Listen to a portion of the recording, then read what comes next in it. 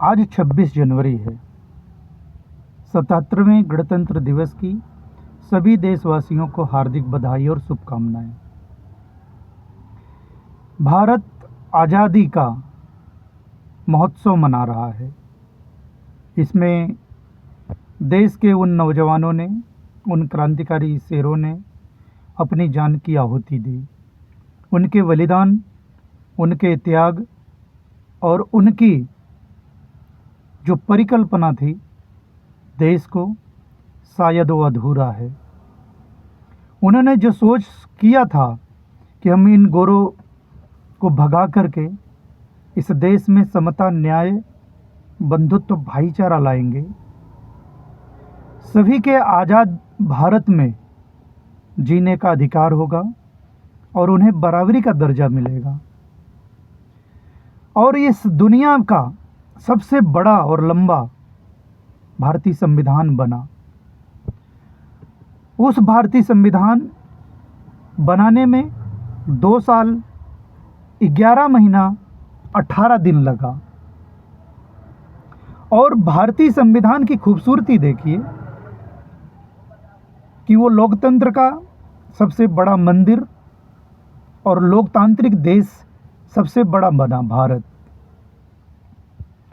और उसकी खासियत ये है कि जो संविधान सभा की पहली बैठक हुई थी 9 दिसंबर 1946 को हुई थी, 9 दिसंबर 1946 को हुई थी, और भारतीय संविधान लागू हुआ 26 जनवरी 1949-50 में। और इसके जो पेज हैं, ये 251 पेज का भारतीय संविधान है। और इसमें जो अनुच्छेद हैं 395 और ये 22 भाग में है। और इसकी अनुसूचियाँ जो हैं 8 हैं। लेकिन जब 2025-26 और बहुत सारे संशोधनें जब हुई है तो उसके बढ़े। अब उसका जो संशोधन नया हुआ है उसकी जो अनुच्छेद हैं 470 के लगभग हो गया है और 25 भाग हो गया है और अनुसूचियाँ लगभग 12। तो ये भारतीय संविधान जो है डॉक्टर BR अम्बेडकर द्वारा लिखा गया और ये दुनिया का सबसे बड़ा और लिखित संविधान है। और लोकतंत्र की खूबसूरती तो होती है कि उनके हर नागरिक को पूरी आज़ादी मिले। वो अपने जिस भी जाति, धर्म, पंथ, मजहब में हैं उन्हें कोई रोक टोक ना हो। यही देश की खूबसूरती है। और शायद यहाँ जातिवादी सोच के सरकार में बैठे हुए लोग वो नहीं चाहते हैं कि यहाँ न्याय व्यवस्था और शिक्षा, चिकित्सा, रोजगार ऐसे लोगों को मिले जिन्हें वो इंसान नहीं समझते हैं।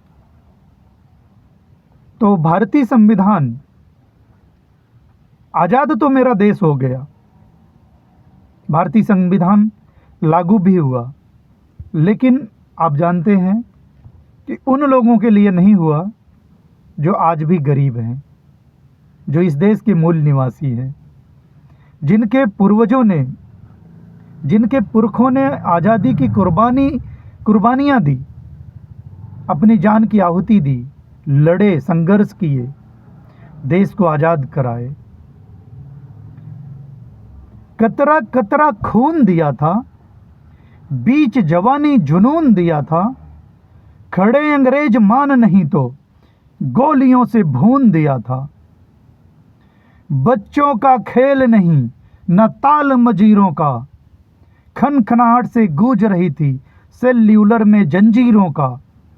राजनीति से मिली नहीं खरीदी पैसों से, सौदा लहू का बोल हुआ था ऊदा भगत सिंह जैसों से।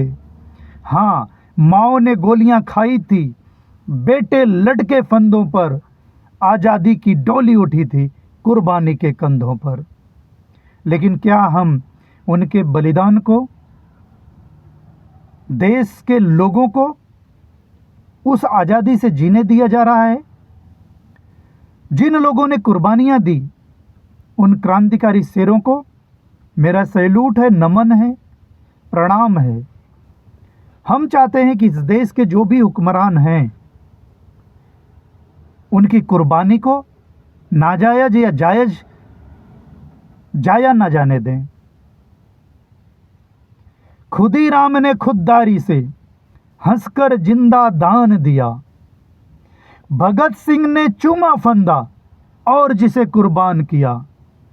आगोश में जिसके सुभाष से निकले लश्कर ये हिंद बनाए थे, आगोश में जिसके सुभाष से निकले लश्कर ये हिंद बनाए थे।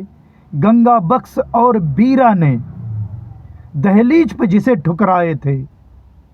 संघर्षों की बुनियाद बनी जो आज़ादी की बोल की, सुलग रही थी गर्म नाल में शेखर की पिस्तौल की। वो खिल रही थी रोम रोम में ऊदा देवी के जान की। वही जवानी दौड़ रही है खून में भारत महान की। तो इसे समझना पड़ेगा। और आज़ादी का जो जश्न है, हर गरीब को पूरी आज़ादी मिले, उन्हें समता, न्याय, बंधुत्व, भाईचारा मिले और देश में मानवतावाद का बढ़ावा हो और संविधान को सम्मान मिले। और जो बहुजन मूल निवासी हैं वो संविधान के लिए अपनी जान की कुर्बानी अब देने के लिए तैयार हैं, क्योंकि संविधान को जो चलाने वाले लोग हैं उससे उनकी नीयत है कि बदल दें। इसलिए हम सब जो संविधानवादी लोग हैं, मानवतावादी लोग हैं, जो मानवता में भरोसा करते हैं, इस देश के न्याय को बदलने की जो ज़रूरत है, संविधान बचाने की जो ज़रूरत है। एक आपको छोटी सी कहानी बताऊंगा। पूरा जंगल जल रहा था। एक छोटी सी चिड़िया अपने चोंच में पानी भरती और जंगल को बुझाती। बड़े बड़े जंगली जानवर उस पर हंस रहे थे। तो वो बोली कि मेरे इस प्रयास से किसी को दिक्कत हो सकती है। तो जंगली जानवर बोले कि तू छोटी सी है, तेरे नन्हे चोंच हैं, क्या जंगल को तू बुझा सकती है? तो बोले ठीक है, मेरा जो प्रयास है, मैं जंगल बुझाने के लिए प्रयास कर रही हूँ, लेकिन जब भी मेरे नाम की चर्चा होगी तो मेरा नाम जो है आग बुझाने वालों में होगी। वो इस बात को जब सुनते हैं लोग तो उन्हें लगता है कि बिल्कुल सही कह रही हैं। तो सारे लोगों ने तालाब की तरफ भागते हैं और देखते ही देखते जंगल को बुझा देते हैं। तो इस बात को आप सबको समझना पड़ेगा। अगर भारतीय संविधान का हम लोगों ने लाभ लिया है तो हम सबका दायित्व है इसे बचाने के लिए संघर्ष करें और लड़ें।